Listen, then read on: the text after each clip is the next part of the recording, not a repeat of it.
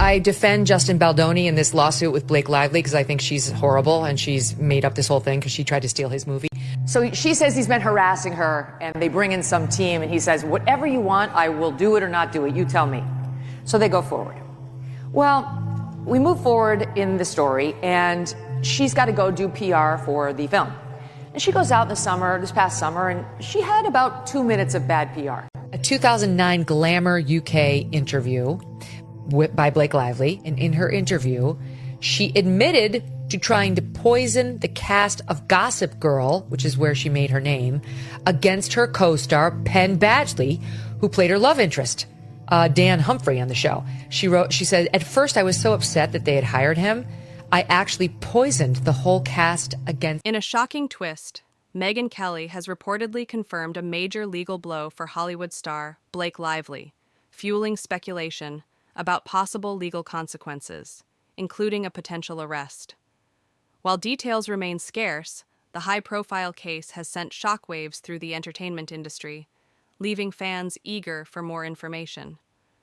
As speculation intensifies, many are questioning what led to this dramatic courtroom defeat and whether Lively could soon be facing serious legal repercussions. I have absolutely no feelings about this guy, Justin Baldoni. In fact, to be perfectly honest, I reviewed some of his social media, and he seems kind of ridiculous with his toxic masculinity, lamentations, and so on. But that's fine. That's me. So I'm not on his side. But my point is simply, I just don't see it. In their incendiary complaint, where they're trying to do their best to bash him and the PR team, I don't see that the second loop closed of... and then here's where they did it. It's just all supposition. They don't have these great texts saying, look what I got placed in the New York Post. Blake Lively, who I believe thought she would be received or perceived as an Alyssa Milano or Ashley Judd Me Too victim, is instead looking a lot more like Amber Heard. How did that work out? Bad move. And honestly, to me, the lesson is, A, be a good person.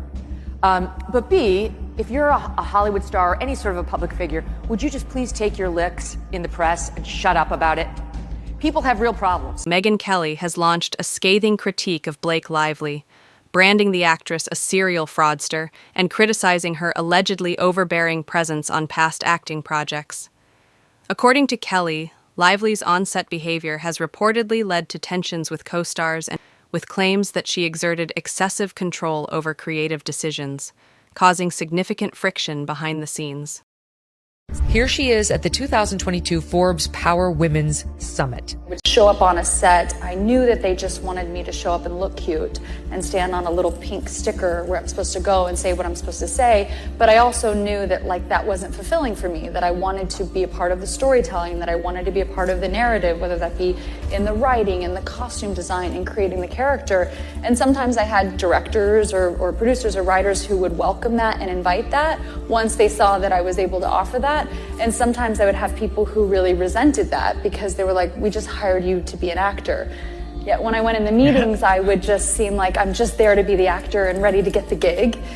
I wouldn't reveal that I actually need to have authorship in order to feel fulfilled. So I think that for them, sometimes that might have felt like a rug pull because you're like, you're trying to assert yourself into something that we didn't hire you to do. So she's a serial fraudster.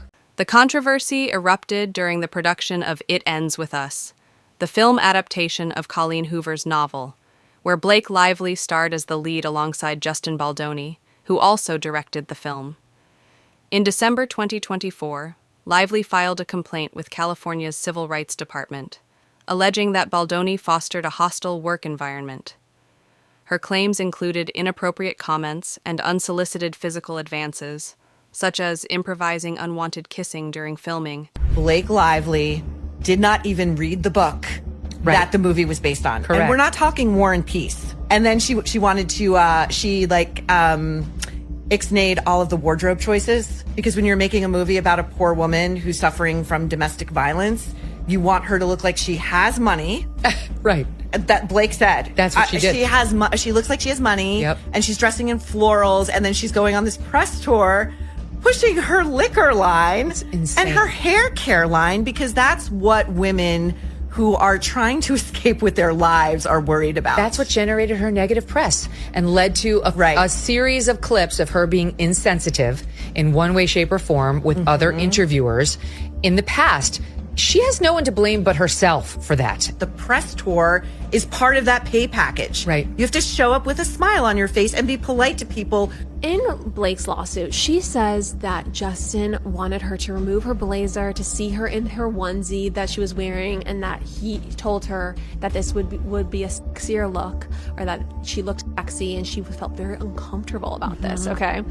So apparently what actually happened is that, according to Justin's attorneys, he suggested she take off her big coat so that her onesie would be visible in the scene because it will be hot, because it was 90 degrees in the small bar with no air conditioning.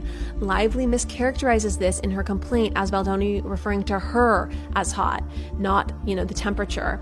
Given that Lively herself had earlier expressed to him that she wanted her character's wardrobe to be sexier, Baldoni encouraged her to accept direction by saying it's sexy, meaning that without the big coat, the wardrobe was sexier. As Lively had said she wanted it to be. Lively took this personally. She was unable to take the direction regarding her self-chosen wardrobe, stating, "That's not what I'm going." The bombshell accusations have ignited widespread debate, with some praising Lively's work ethic while others question whether her on-set behavior played a role in her recent legal troubles.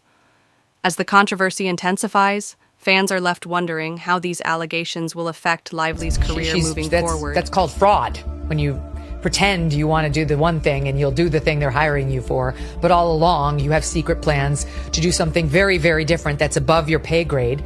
And she finally bumped into someone who was weak enough and not famous enough to stop her, right? This Justin Baldoni, most people had never even heard of him. He'd been in like one series. He certainly wasn't at Ryan Reynolds level fame, never mind Blake Lively. And she bullied him into giving her the movie where she did her own cut. They released the cut of the movie. He didn't even get to see it. He was the director of the film, the producer of the film, the guy who got the rights to the film, the one who's supposed to be in control. He didn't even get to see it. He was in the basement at his own movie premiere. And then she had the nerve, because she had 2 minutes of bad publicity when the film hit. The leaked texts reported by various media outlets include exchanges between Justin Baldoni, his public relations head Jennifer Abel, and crisis management expert Melissa Nathan.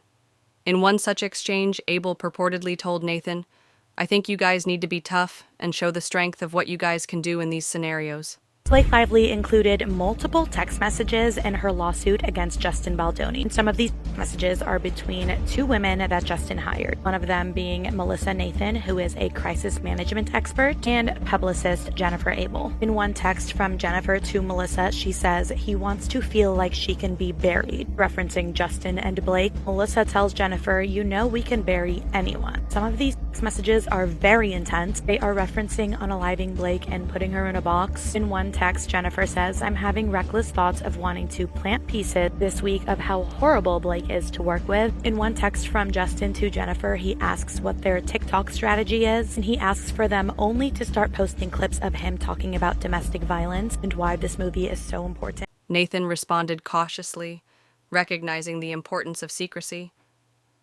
"We can't write that we will destroy her," he noted, but later added, "Imagine if a document outlining everything he wants falls into the wrong hands. You know we have the power to bury anyone."